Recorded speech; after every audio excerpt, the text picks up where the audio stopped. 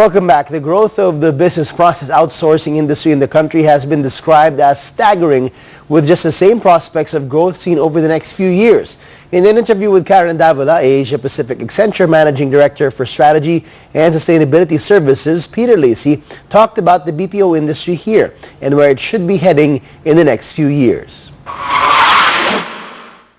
We have with us today Peter Lacy. He's the Managing Director for Accenture for the Asia Pacific region. Peter, thank you for joining us. Much of the growth in the Philippines has come from the BPO sector. $15 billion last year. Is this sustainable? I think that the Philippines has been a huge hotbed for global BPO over the last decade. Actually, Accenture has 32,000 people here now, so it's one of the biggest markets in the world for us. We're about to celebrate our 10th anniversary here in the Philippines. So we're a big supporter. We think it's a growth industry. We think it's sustainable. One of the things I think that's most interesting for me is that conventional wisdom has it that BPO is predominantly about voice here in Philippines, and it's about the fact that you have such fantastic linguistic skills. But actually, when we look at the mix in our business, increasingly we're seeing a lot of technology development and a lot of technology skills. So it's not just voice, it's also about technology delivery centers. Yeah. Have we already done that in the Philippines? I know that India has already expanded their BPO businesses to these technology areas. Have we already done that? I think it's beginning. I think that, I think India is certainly ahead and has managed to do that over a longer period of time. But I think what's great to see is that there are rich veins of technical knowledge and technology knowledge here, as well as management knowledge, that I think the Philippines can build on and actually look to build what I think will be an important comparative advantage going forward, which is the ability to take advantage of the digital economy. Yeah. Can you share with us in layman's terms, what are these annexed businesses, for example, in the BPO industry that would have to do with technology that we could focus on? Well, for our money, the future of technology is really all about digital. So it's all about social media, mobility, analytics, cloud computing, and how that's going to transform global business models and industries. So when you think about the opportunity for the Philippines, it's to jump to those clusters that are going to emerge as we see the digital economy move into those spaces. So it's about bringing the technology skills that you're developing in the BPO market, but actually creating an entrepreneurial ecosystem in some of those areas that I've just mentioned. But is it a challenge in the Philippines, considering that we aren't as we aren't as Wi-Fi or connected as South Korea, for example? Well, I think one of the things that you see with the digital economy is that you need to have the information communication technology infrastructure almost as the platform to create economic development and activity, and almost as the platform for innovation. So there's no doubt that it goes hand in hand. Digital and physical infrastructure go hand in hand. Now, this is what you are talking about. This is the higher level BPOs.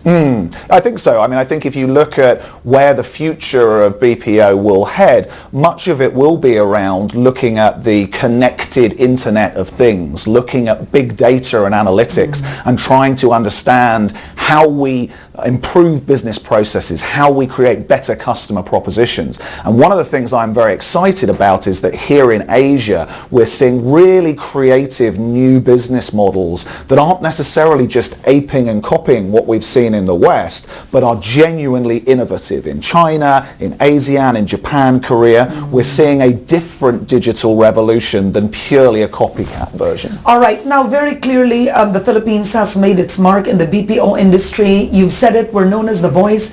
But talk about the challenges that we'll be facing in terms of competition with other countries already investing in BPOs as well. What do we need to prepare for?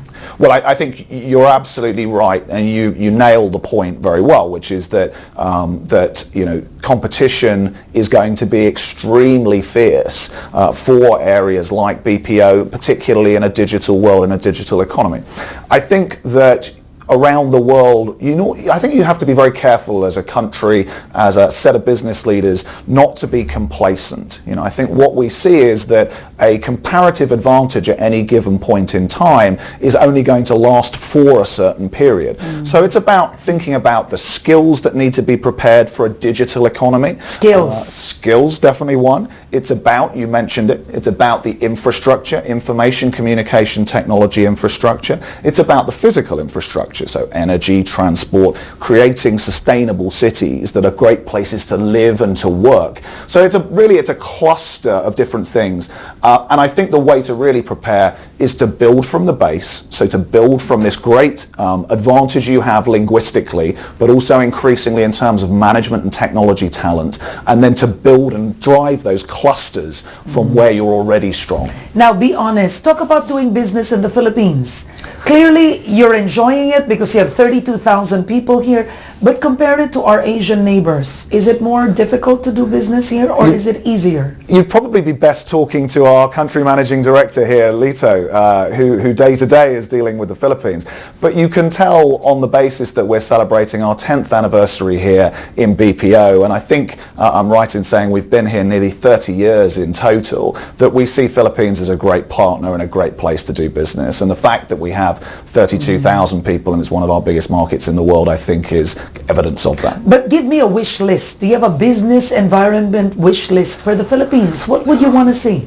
Well, look, I think we're certainly very keen to see the Philippines continue to support and be open to new models for services. I think the digital economy is extremely important.